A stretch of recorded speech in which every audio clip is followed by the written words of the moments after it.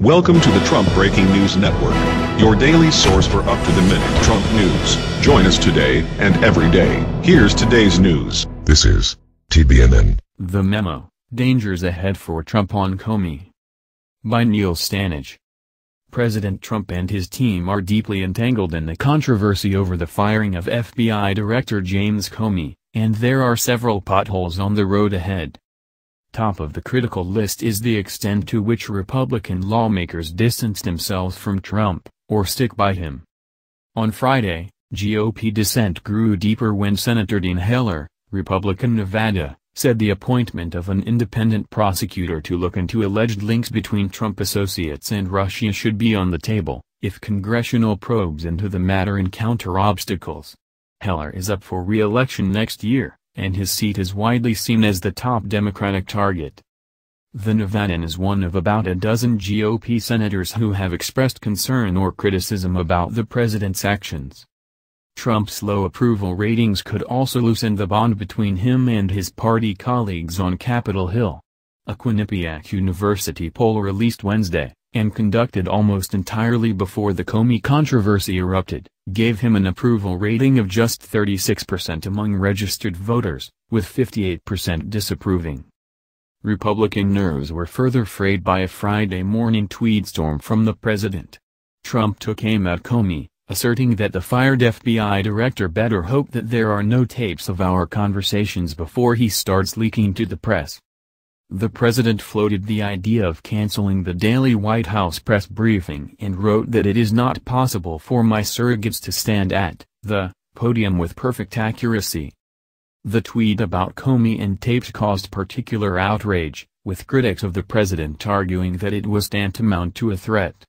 Democratic Representative Jerry Connolly, Virginia, went so far as to accuse Trump of witness intimidation. Later in the day, Speaker Paul Ryan, Republican Wisconsin, parried reporters' questions on Trump's social media jabs, saying that he was not going to comment on the tweets of the day or the hour. Ryan also sought to shift the focus onto likely replacements for Comey. But the chances of the storyline moving on to more favorable territory for the president look slim. Press Secretary Sean Spicer declined to clarify during Friday's media briefing whether conversations in the Oval Office or in the White House residence have been recorded. Chris Wallace of Fox News Channel said on air that one of those exchanges took my breath away. Wallace added that the administration was playing a very dangerous game with the currency of the credibility of the President of the United States. The president has other mounting worries. The way in which the firing of Comey was handled has caused consternation even among some of his staunchest allies.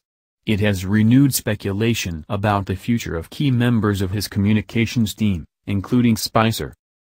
And it has led to yet another wave of leaks from within Team Trump, after a period in which the White House appeared to have some success in putting a lid on its internal divisions. Defenders of the president also noted ruefully on Friday that only 8 days had elapsed since Republicans in the House had passed legislation aimed at dismantling and replacing the Affordable Care Act, also known as Obamacare.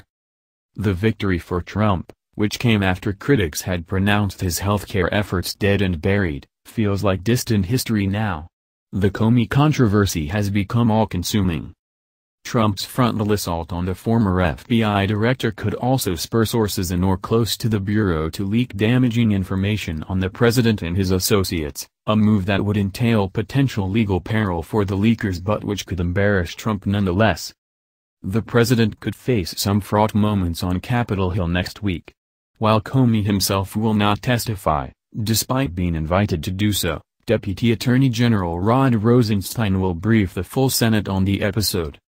Considerable intrigue surrounds Rosenstein's role. He wrote an now-famous memo to the president which was vigorously critical of Comey. But there were also some media reports, contested by the Department of Justice, that he had threatened to resign if he were cast as the driving force behind the director's firing. Trump's political opponents are using his words to suggest he himself is skating close to legal difficulties.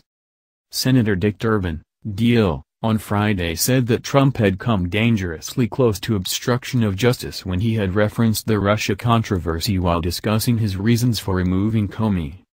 When I decided to just do it, I said to myself, this Russia thing with Trump and Russia is a made-up story, the president told Lester Holt during an NBC News interview on Thursday.